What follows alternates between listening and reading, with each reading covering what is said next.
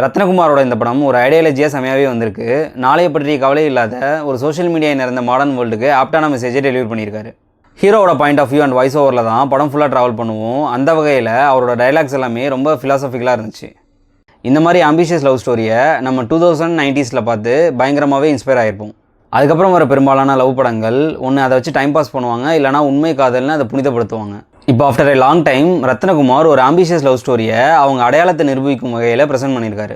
விது பிரீத்தி இவங்களுக்குள்ளே நடக்கிற love portion ஆகட்டும், interval scene ஆகட்டும், கிளைமேக்ஸில் நடக்கிற விஷயமாகட்டும், பிரீத்தி ஒவ்வொருத்தரையும் நீ வெறுங்கையை விசிட்டு வரவே மாட்டல அப்படின்னு வித்துட்டு கேட்குற மூமெண்ட் ஆகட்டும், இதெல்லாமே எக்ஸிக்யூஷன்லையுமே செமையாக புல் ஆஃப் பண்ணியிருக்காரு.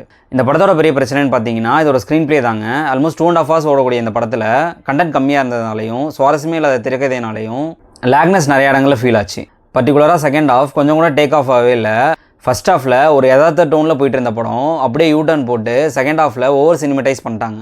ரைட்டிங் வைஸ் செகண்ட் ஹாஃப் கொஞ்சம் வீக்காக தான் ஃபீல் ஆச்சு. In fact first half second half ரெண்டுமே வேறு படம் மாதிரி தான் தோணுச்சு.